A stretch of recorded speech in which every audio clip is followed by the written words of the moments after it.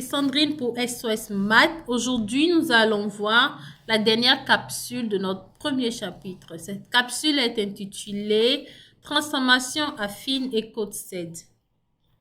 Donc, il arrive souvent qu'on ait besoin d'effectuer une même opération mathématique sur toutes les données d'une série. Donc, prenons l'exemple ci-dessous.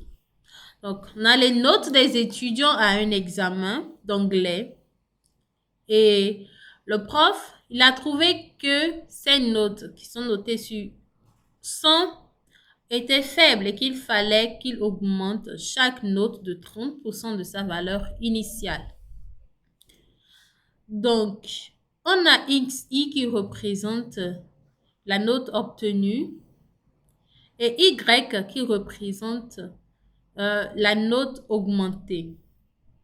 Donc, de façon mathématique, on a quoi? On aura Y est égal à X plus 0,3 X qui n'est rien d'autre que 1,3 X.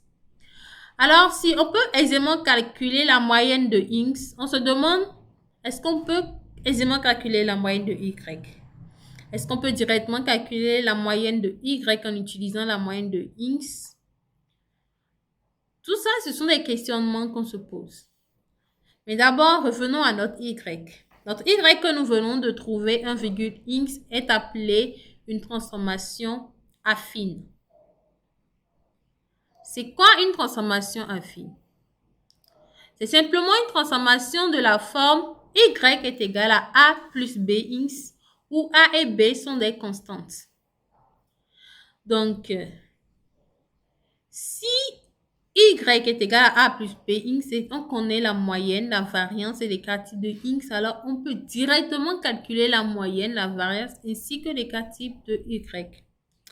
Donc nous avons ce petit tableau qui résume aisément les formules et nous allons faire une petite application de la moyenne.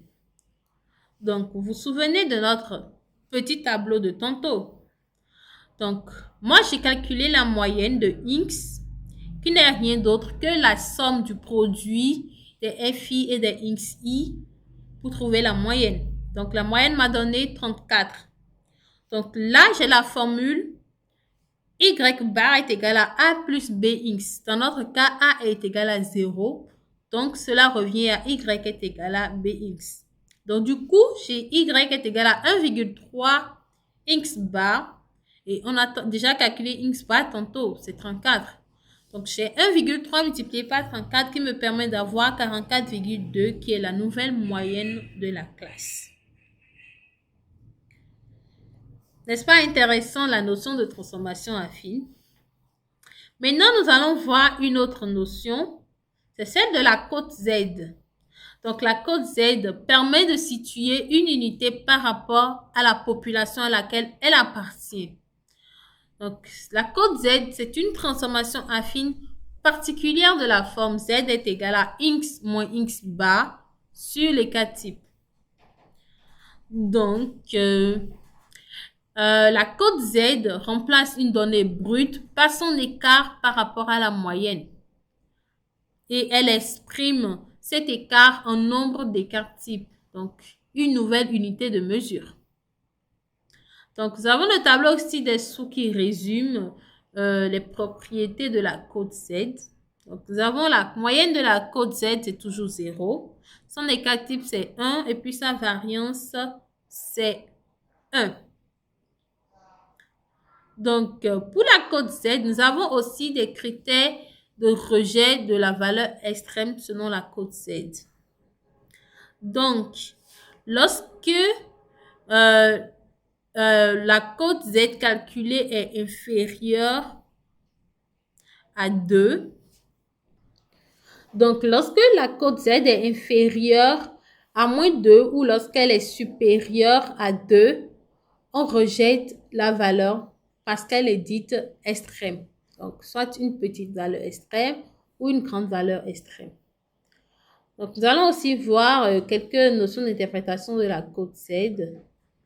Donc, lorsqu'on a une population normale, on dit que environ 68% de cette population se situe entre moins 1 et un écart type de la moyenne.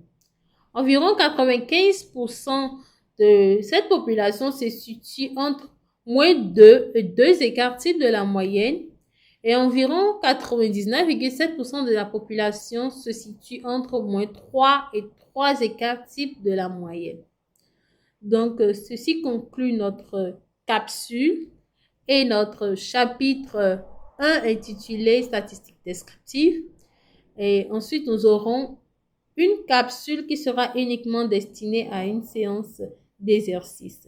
J'espère que ce chapitre vous aura plu et que vous aurez appris énormément avec moi. Au revoir et à la prochaine. C'était Sandrine pour SOS Math.